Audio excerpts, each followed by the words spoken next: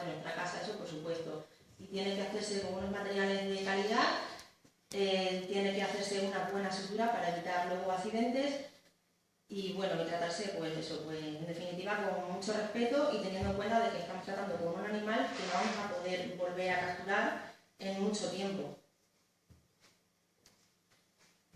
Otro falso mito que está muy instaurado es que si alimentamos a los gatos no van a cazar, y es totalmente falso.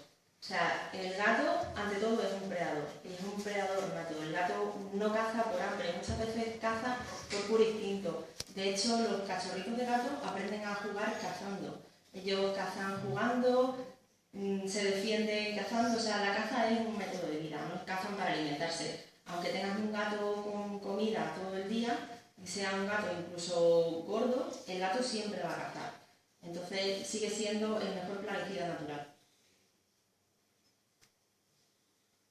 Otro falso mito, que por desgracia es el que está más instaurado en la administración y en la política, es que si no alimentamos a los gatos se irán. Es totalmente falso. El gato, aparte de un predador nato, es muy territorial. O sea, si algo tiene un gato, es que es territorial. Y un gato jamás va a dejar su territorio por propia voluntad.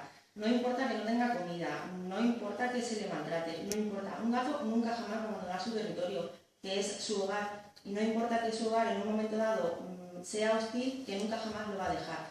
¿Qué va a pasar entonces? Que si ya nos molestaba ver una pequeña colonia de gatos que alguien daba de comer, pero resulta que hemos sacado una normativa que ahora prohíbe a ese alguien dar de comer y ese gato ya no se alimenta, lo que vamos a hacer es mucho más visibles a los gatos. Los vamos a hacer más visibles, nos vamos a encontrar por la calle buscando en contenedores, pidiendo comida, en un mal estado, famélicos, con hambre, sucios. Y yo creo que en la sociedad en la que vivimos, pues tenemos que pensar un poco también en los más débiles, no solamente en cómo acabar con ellos, sino en intentar vivir todos juntos y en tener un trato ético, sobre todo hacia los animales, y en pensar que esos animales son parte de nuestra fauna, son fauna urbana, aunque no estén reconocidos en la administración y se sigan tratando como una plaga de ratas, son unos animales que nos aportan muchísimos beneficios. Otro falso mito sobre los gatos, bueno, pues es que los gatos callejeros solamente les importan a las huecas de los gatos, ¿no? Entonces yo creo que es hora ya de desterrar un poco pues, este mito de señora octogenaria con el carrito de la compra tirando sobras de comida y con una ristra de gatos detrás. Es totalmente falso. Yo creo que los gatos cada vez más nos importan a gente joven, a gente preparada y gente, bueno, que preparada o no, o joven o no tiene por qué tener un estigma social. Pero sí es cierto que cuando alimentas a una colonia o gestionas una colonia de forma ética, pues claro, mucha gente te pregunta, pero ¿y qué haces con los gatos? ¿Para qué los cazas? ¿Los vas a extinguir? Y tienes un poco que justificarte cuando realmente lo que estás haciendo es un bien social, ¿no? Vas a escondidas por la noche, dejas la comida debajo del coche y sales corriendo que nadie te vea. Y es un poco pues un estigma social por culpa de falsas creencias, pues como esta, de que las locas de los gatos son personas hurañas que viven solas, solteras, con 80 gatos en casa y nada que ver, al revés. Otro falso mito es que para ayudar a los gatos basta alimentarlos. Y es totalmente falso. Lo que hacemos al alimentar a una colonia de gatos sin ningún control, sin castrar, es provocar una plaga. A mí tampoco me gusta esa palabra, ni menos en los gatos, pero realmente si tú tienes un territorio con un número de gatos ya establecido y los alimentas sin control, lo que va a pasar es que esos gatos se van a reproducir también sin control y que si no ponemos nosotros un control ético, como la castración, van a empezar a aparecer enfermedades. O sea, la naturaleza no va a consentir que el propio gato acabe con su especie, ¿no? Con la sobrepoblación. Lo que hace la naturaleza es frenarlo. ¿Cómo? Con la aparición de virus, con la aparición de malos partos, con aparición de infecciones. Entonces vamos a tener una colonia muy numerosa, numerosísima, como se puede ver aquí, pero con gatos que están sucios porque están enfermos y no se lavan, con gatos que están extremadamente parasitados y con animales que se están transmitiendo enfermedades por las montas, por las peleas, porque están sin castrar.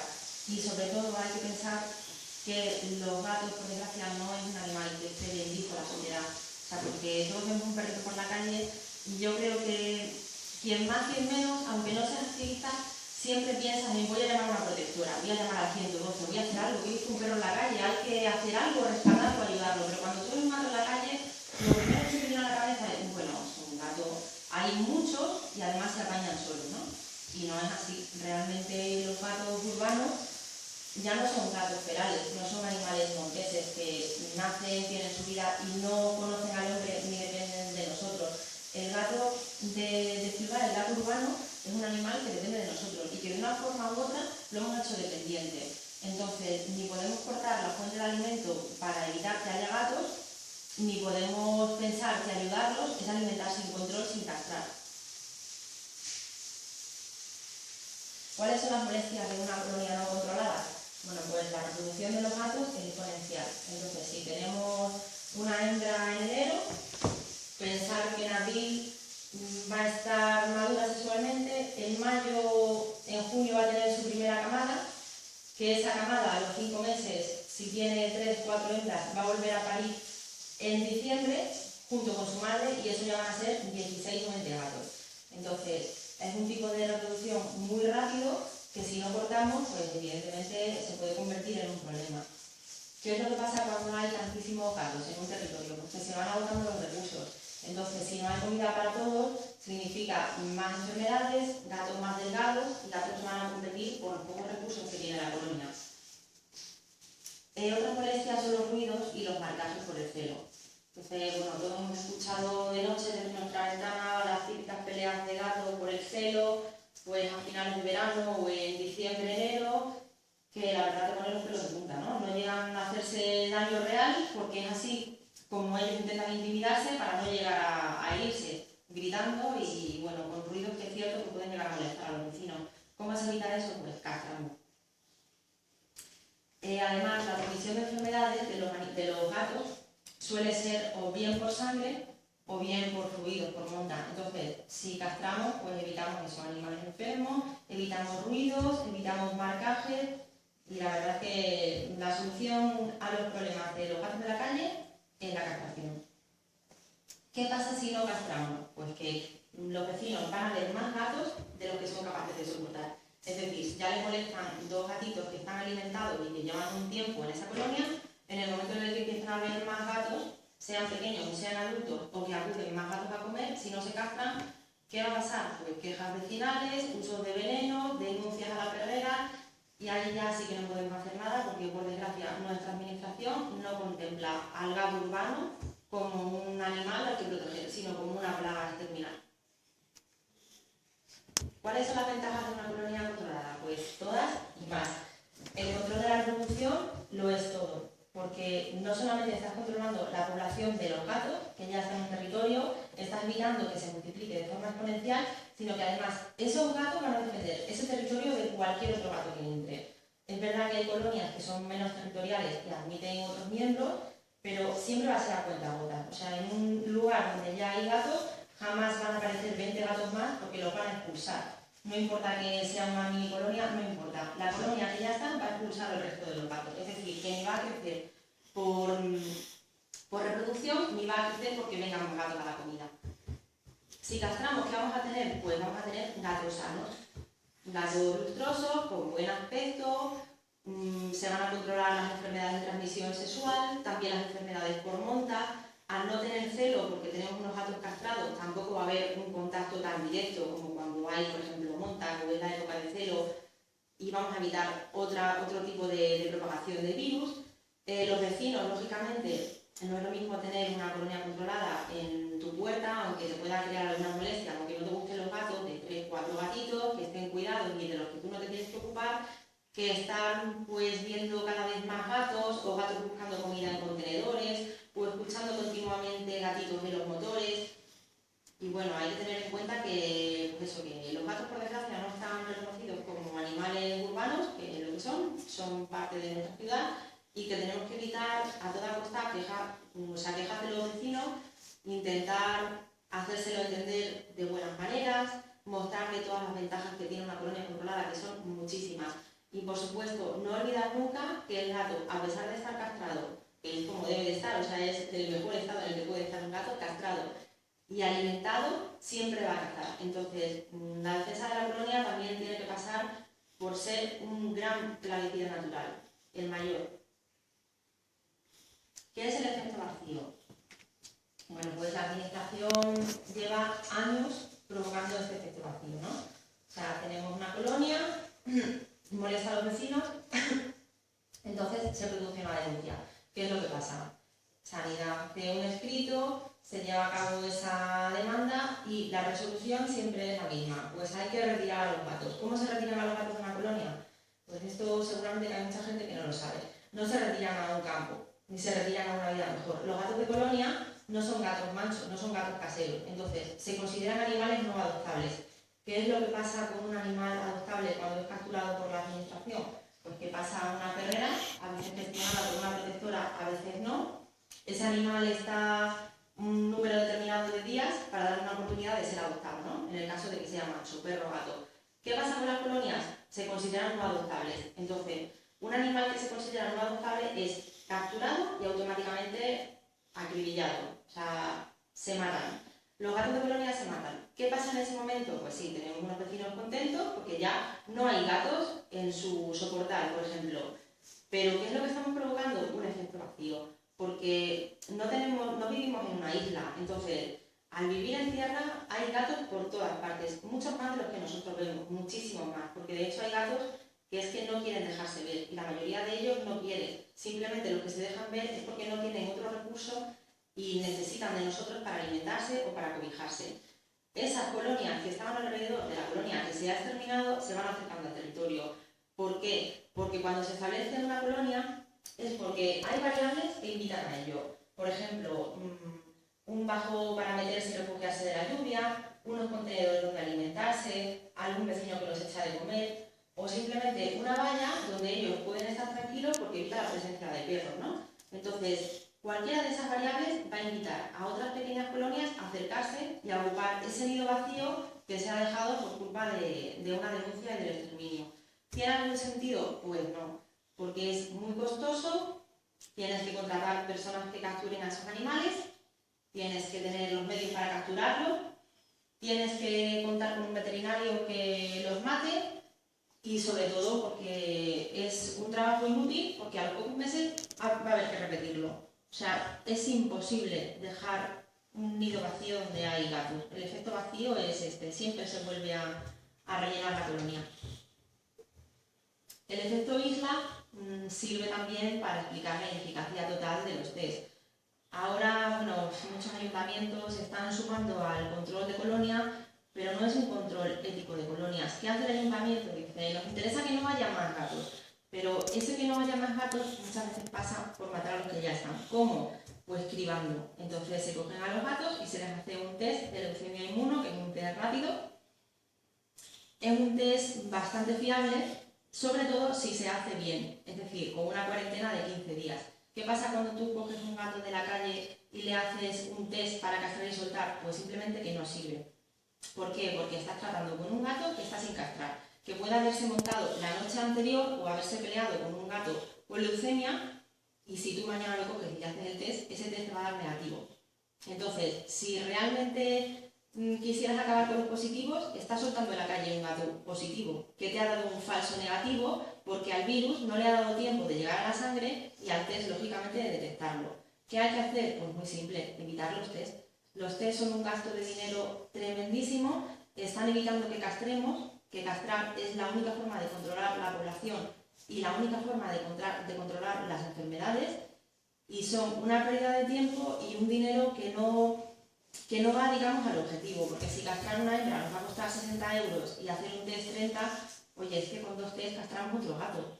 Y cuantos más gatos castremos, menos gatos. Y cuanto menos gatos, menos enfermedades, y más recursos, y gatos en mejor estado, entonces los test realmente son ridículos.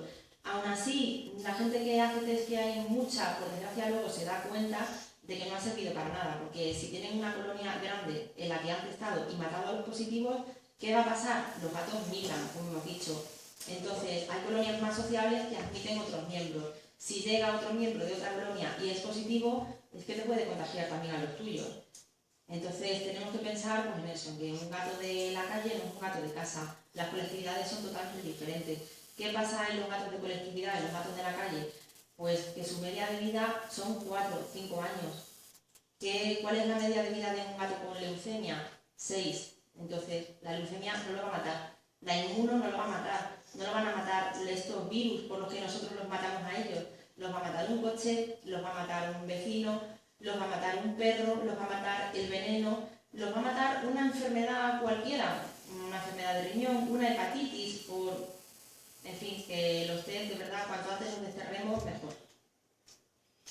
Bueno, quería hablaros también del efecto isla.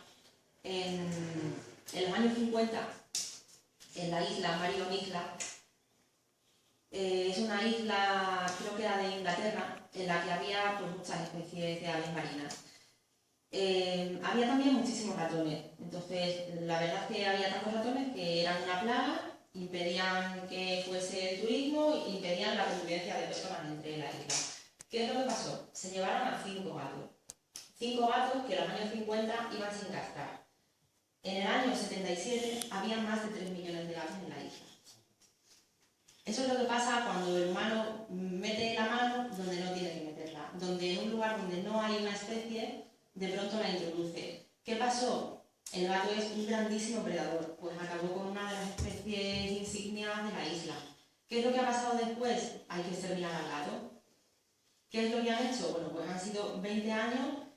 La verdad es que ha sido horrible porque los han cazado de todas las maneras inimaginables, a cada cual peor. Pero los científicos han estado tomando nota de todo esto y se han dado cuenta de que exterminar a los gatos supone un coste elevadísimo, de que no merece la pena y de que si en esa isla han conseguido acabar con los gatos es precisamente porque es una isla. Y claro, los gatos no van a llegar nadando, somos nosotros los que provocamos ese exceso de población. ¿Por qué se llama efecto isla? El efecto vacío, precisamente por eso, por la isla Marion. En las ciudades no estamos en islas, entonces el exterminar una colonia no conduce a nada porque van a llegar otros gatos. Si viviéramos en una isla, pues posiblemente sí, si exterminamos a los gatos y nadie trae más, van a dejar de existir. Pero es el problema que tenemos también en Australia ahora mismo, o sea, donde no hay una especie que es de alta predación y donde hay unos animales que no están preparados ni para huir ni para reproducirse a la velocidad a la que los caza el gato, como los marsupiales o los roedores de Australia, pues claro, ha pasado igual. Se llevaron gatos por la plaga de conejos, han terminado con la plaga de conejos y ahora ¿qué pasa? Pues en Australia hay canguros y gatos. Entonces están acabando con los gatos pues con arcos, con escopetas y de mil y una formas que son de todo menos éticas en una sociedad como la que vivimos. Para comenzar con el CES de la colonia, bueno, pues es importante conocer a los gatos con los que vamos a trabajar, observarlos, ver cuántas crías hay, ver si hay hembras, si son machos, cuántos hay y cuál es la mejor forma de capturarlos. Lo primero que tenemos que hacer para empezar a capturar son rutinas de alimentación. O sea, ni siquiera que confíen en nosotros. Tú puedes castrar una colonia en la que no conoces a los miembros, pero tienen que tener una rutina de alimentación. Lo mejor es acostumbrar a los gatos a comer una vez al día y a una misma hora. Entonces ellos mismos te van a esperar y puedes aprovechar eso para la captura con la jaula. Entonces la rutina de alimentación es fundamental. ¿Cómo vamos a capturar a los gatos? Bueno, pues depende del gato.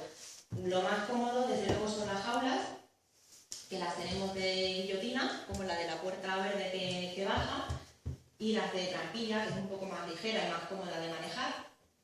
Y también el cazamariposa, ¿no? Que en realidad no es un cazagato, es una sacadera de pesca, pero es súper útil.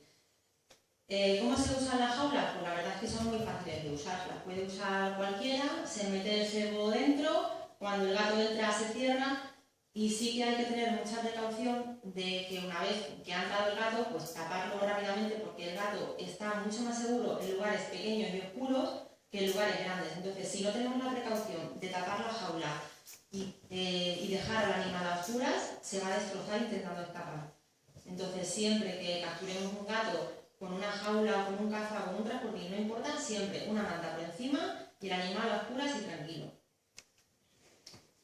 Los tratados del veterinario, pues hay personas que prefieren pasarlos a un transportín y otras que los llevan en la jaula, ¿no? Depende de lo que quieras hacer. Por ejemplo, si solamente tienes 2 jaulas y quieres abordar una colonia muy grande y tienes cita en el veterinario con 5 gatos, pues no te queda otra, tienes que pasar un transportín. ¿Cómo se pasa el transportín? Bueno, pues también con mucho cuidado, poniendo una manta. El gato siempre va a tender a meterse en la oscuridad, entonces tapando el transportín por la parte de atrás, vas dejando claridad por la jaula y lo vas haciendo como un caminito de sombra. Él siempre se va a ir a la oscuridad y la verdad es que pasa bastante fácil. Los traslados al veterinario, igual, pues vamos a minimizar el estrés, porque son animales que no son sociables, que no están acostumbrados a tratar con personas, y el estrés de los gatos, aunque suene un poco fuerte, mata. Entonces el estrés puede ser la punta del iceberg de enfermedades que están latentes, pero que no han dado la cara aún, y podemos fastidiarles, la verdad, por un descuido o por un estrés demasiado alto que nosotros le provoquemos.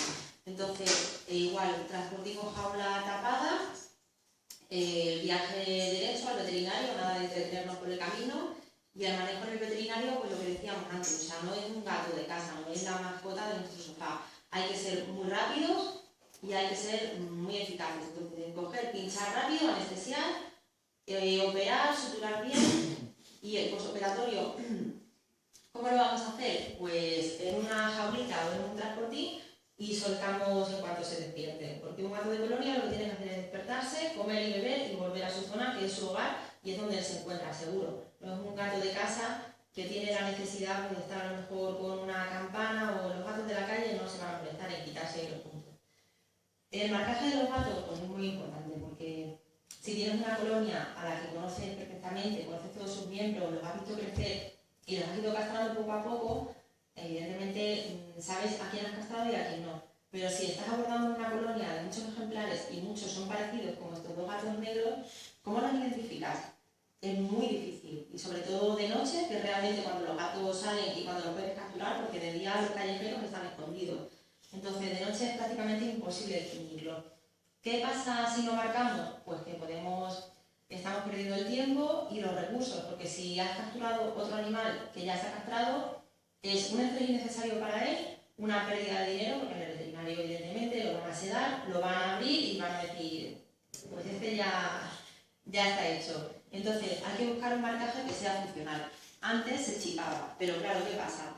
No podemos depender de un lector de chip para marcar un gato. Si chipas, ¿cómo pasas el lector? ¿Desde la jaula o lo llevas al veterinario? Estamos en las mismas, no podemos perder ese tiempo y esos recursos y provocar ese estrés al animal. Entonces, lo más funcional es un corte de la oreja. Un corte de la oreja que de verdad que no es nada bárbaro, ni es una mutilación, es una cosa muy pequeñita, que no sangra nada, y es simplemente una marca identificativa que se hace a nivel internacional en la oreja izquierda. Hay 2 modalidades, el corte recto o el corte en V, y se hace así, de esas 2 formas, para evitar que otro tipo de corte menos establecido parezca producto de una pelea, ¿no? Y no cojamos a un gato pensando que está castrado cuando en realidad lo que tiene pues, es un mordisco o tiene un arañazo de otro gato. Entonces, a la hora de marcar, el corte recto o el corte en V, que es lo que más funciona. El postoperatorio, que decía antes, que me he adelantado, bueno, pues los gatos libres, eso, no son gatos manchos. ¿Qué pasa cuando castramos una gata casera en un veterinario? Pues te pueden decir desde la camisa de malla hasta la campana que la gata se va dando golpes con todo, ¿no? Una gata de la calle tiene otras prioridades, es sobrevivir. Entonces, una gata de casa tiene su comida, tiene su cama y nos tiene a nosotros. Se puede enredar en los puntos, se puede tirar. Una gata de la calle no. Una gata de la calle vuelve a su hogar y se va a dedicar a lo que se dedicaba antes, a sobrevivir, a cazar, a buscar cobijo y vamos, no se va a preocupar de una pequeña cicatriz que además es pequeñísima. O sea, sinceramente, desde que se castra muy bien, los veterinarios lo hacen muy bien, y es que es como una moneda de 10 céntimos la cicatriz, o sea, ni siquiera compensa la microcirugía porque no se nota nada. ¿Podemos mejorar el entorno de la colonia? Pues sí, podemos mejorarlo limpiando. No se trata de limpiar la sociedad que dejan los gatos, sino muchas veces la sociedad que dejan las personas, ¿no? Porque seguimos pensando que los gatos comen paella, espinas de pescado y hasta los huesos del cocido. Entonces, nosotros hemos quitado auténticas barbaridades de colonias, o sea, de truchas enteras. Los gatos no se comen eso, no comen basura, comen comida. Entonces, para mantener una colonia limpia, pues podemos retirar las bolsas que dejen las personas para alimentarlo, los restos de comida, y aparte de no comérselo, están atrayendo a otros animales, atraen insectos, molestan a los vecinos, y realmente es lo primero en lo que tenemos que pensar, ¿no? En mantener a los vecinos contentos y de que solo vean las ventajas de castrar a los gatos, que son muchísimas, porque realmente las desventajas no las provocan ellos, las provocamos nosotros, de esta manera, ensuciando.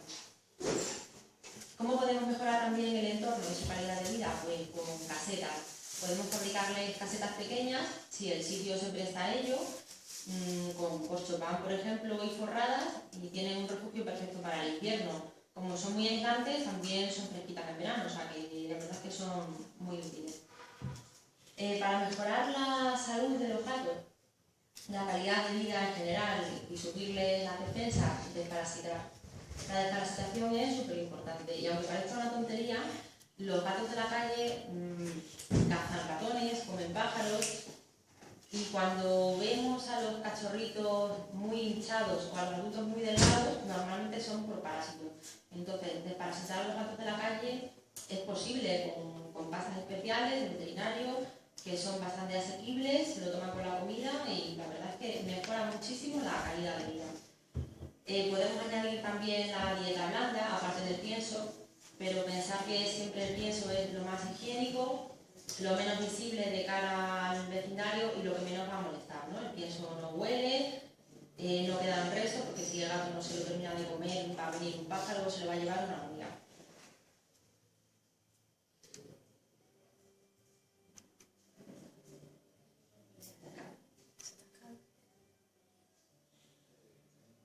Uy, perdona, se ha atascado un poco.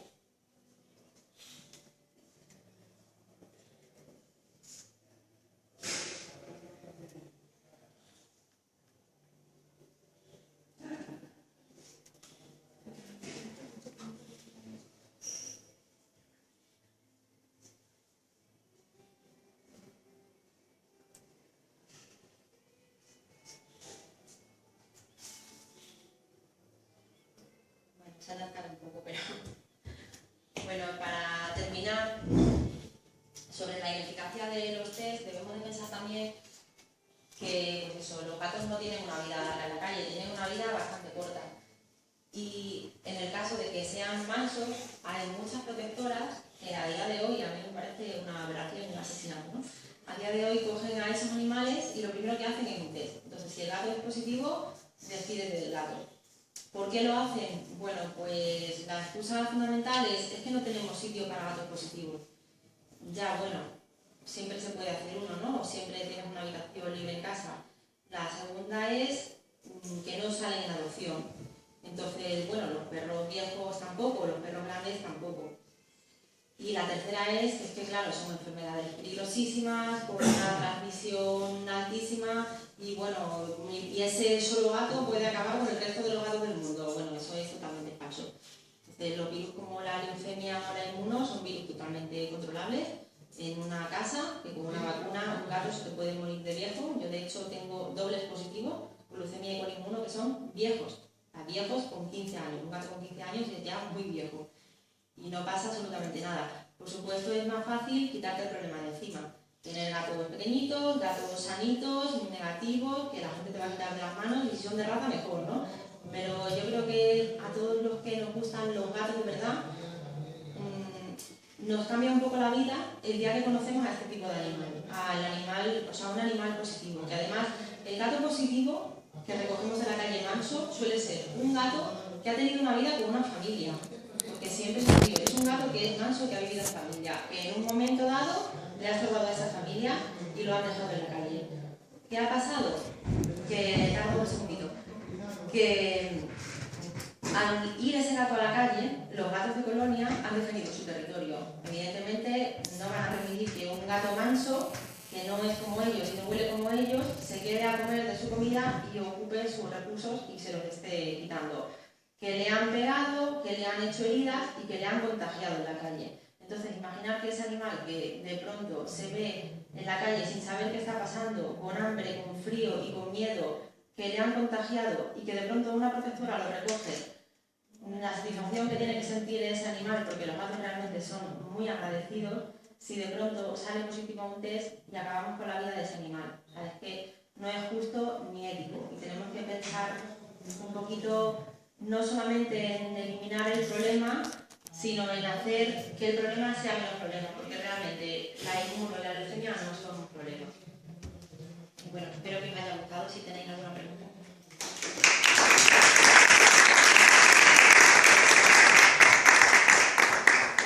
Una pregunta, ¿es indiferente la castración a machos que a hembras? Creo que pregunta que si se castra solamente a los machos o se castra al que se pilla, bien sea macho. Sí, se castra toda la colonia, entonces no importa el que caiga en la jaula, se va castrando, porque hay que castrarlos a todos. Si castras, por ejemplo, a los machos de esa colonia y a las hembras no, lo que te va a pasar es que otro macho, los machos tienen un territorio súper amplio, o sea, un macho callejero de ciudad puede tener un territorio de hasta 3 kilómetros. Entonces, cualquier otro gato que no esté castrado en la colonia va a venir y va a preñar a esas hembras. Hay que castrar a todos los miembros. Cuando tienes castrado en una colonia al 90%, ya se reduce la población drásticamente, porque el gato sigue su vida. O sea, es decir, la vida del gato es muy corta en la calle. Van a seguir muriendo gatos por atropellos y por envenenamientos y demás, pero al dejar de nacer, con el 90% de la población castrada, se nota una reducción tremenda. Sí, pero entonces se producirá al cabo del tiempo un efecto vacío. No. Un efecto vacío porque la naturaleza se va regulando y en una colonia tú tienes una variable que determina el número de gatos que hay en ella, ¿no? Entonces, si en una colonia han empezado 40 gatos, puedes terminar con 15, 20, pero no se van a quedar 3, porque van a llegar ejemplares de otros sitios, lo van a aceptar y van a hacer un uso común de esos recursos. Gracias. Una pregunta. Los ciudadanos de a pie, si nos encontramos con una colonia, ¿qué debemos hacer? ¿Alimentarlos o no alimentarlos? Gracias. Pues buena pregunta. Alimentar es una ayuda, ¿no? Pero realmente no es la ayuda que los gatos necesitan. Porque si alimentamos al final y no hacemos nada más, solamente alimentar, estamos siendo parte del problema. Estamos provocando pues, que las gatas coman más, que tengan más fuerza, que tengan más gatos en las camadas y que haya más en definitiva. Lo que va a pasar es que van a empezar las molestias vecinales y al final los gatos van a terminar muy mal. ¿Qué es lo que debería de hacerse? Yo entiendo que no todo el mundo castra porque no tiene recursos o por falta de información o algunos simplemente porque no quieren gastarse dinero en eso y opinan que no es un problema, ¿no?